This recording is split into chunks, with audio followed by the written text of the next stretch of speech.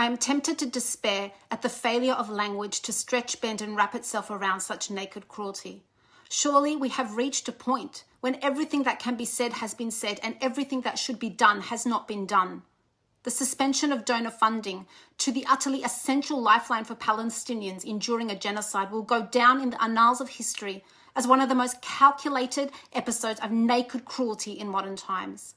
The decision is undeniable, utterly crystal clear evidence that white supremacy will crush anyone who dares to threaten geopolitical alliances that serve imperial interests. It will use people of colour who tick intersectionality boxes to destroy you. It will use people who profess to be progressive and human rights loving to crush you.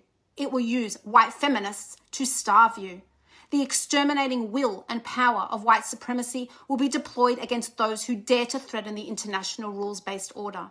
If you dare to use the United Nations to hold Israel to account, then you will be treated as having bitten the hand that feeds you, and you will literally no longer be fed. What can one say? At this moment, I turn to my father.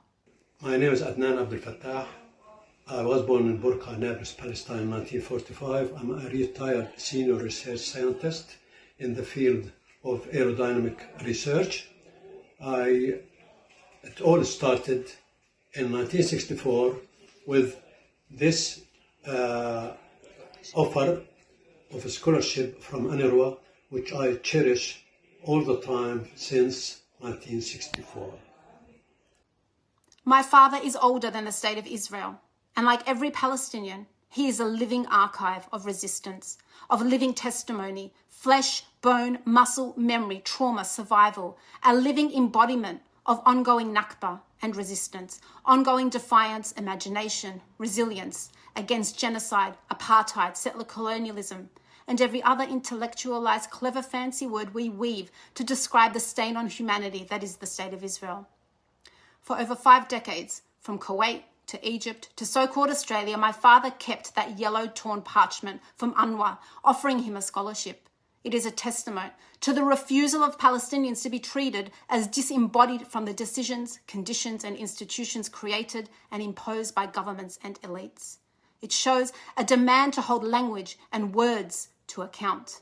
Palestinian refugees, stateless, right of return, agency, United Nations. They are not headlines or Middle East studies vocabulary lists. They travel with Palestinians in every moment of their lives. Genocidal wars are waged against people who refuse erasure.